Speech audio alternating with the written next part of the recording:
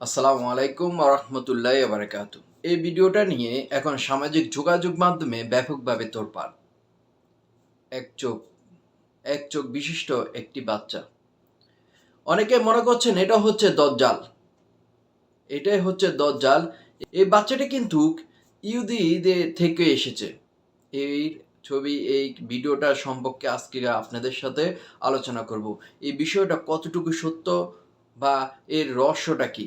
হ্যাঁ, প্রিয় দর্শক, আপনারা সকলেই জানেন ইহুদিদের মধ্য থেকে আসবে দজ্জাল, মাসিহ দজ্জাল, যে নাকি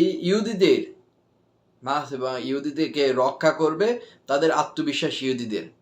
ইমানদার ব্যক্তিরা এই দজ্জালকে সুস্পষ্টভাবে চিনতে পারবে, বুঝতে পারবে সে হচ্ছে দজ্জাল। তার কপালের মধ্যে লেখা থাকবে কাফের। হ্যাঁ, প্রিয় দর্শক, কিয়ামতের আগে দজ্জাল আসবে। দজ্জাল আসবে, এটা সত্য। ইহুদিদের মধ্যে থেকে দজ্জাল আবির্ভূত হবে। তো প্রিয় দর্শক, এখন এই ভিডিওটি সামাজিক যোগাযোগ মাধ্যমে ব্যাপকভাবে ভাইরাল হয়েছে। এর সত্যতা হচ্ছে, বেশ কিছুদিন আগেও কিন্তু এরকম একটি এক চোখলা বাচ্চার ভিডিও সামাজিক যোগাযোগ মাধ্যমে ভাইরাল হয়েছে।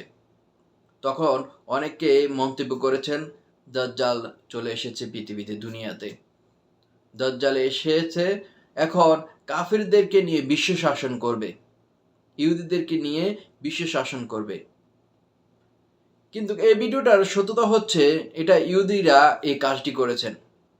ইহুদিরা একটি পুতুল বা রাবারের একটি বাচ্চা তৈরি করে তাদের বাসায় রাখছেন। তারা বিশ্বাস করে এক চোখ বিশিষ্ট। এটা কখনো হাদিসের মধ্যে কিন্তু এই ধরনের কোনো সুস্পষ্ট নেই যে এক চোখ হবে, বা এই যে দাজ্জাল এরকম হবে। এই বর্ণনা আছে, দুটি চোখে থাকবে।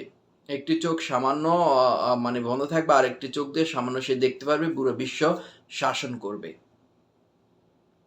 ইহুদিদেরকে নিয়ে। এখন ইহুদিরা কি করছে, ওই যে রাবারের পুতুল বানিয়ে তাদের ঘরের মধ্যে এই ধরনের রেখে দিচ্ছে। তারা মনে করে যে তাদেরকে রক্ষা করবে এই মাসিহ দাজ্জাল। সেজন্য তারা এই ধরনের কর্মকাণ্ড করে বেড়াচ্ছেন সারা দুনিয়াতে। আল্লাহ তাআলা আমাদেরকে এইসব থেকে রক্ষা করুক, দজ্জালের ফিতনা ফাসাদ থেকে আমাদেরকে আল্লাহ তাআলা হেদায়েত দান করুক, রক্ষা করুক। জাস্ট এইটুকুই। সবাই ৫ ওয়াক্ত নামাজ পড়বেন, আল্লাহর কাছে ফানা চাবেন। আল্লাহ যেন এই দজ্জালের ফিতনা ফাসাদ থেকে আমাদেরকে যেন হেফাজত করেন। আমিন।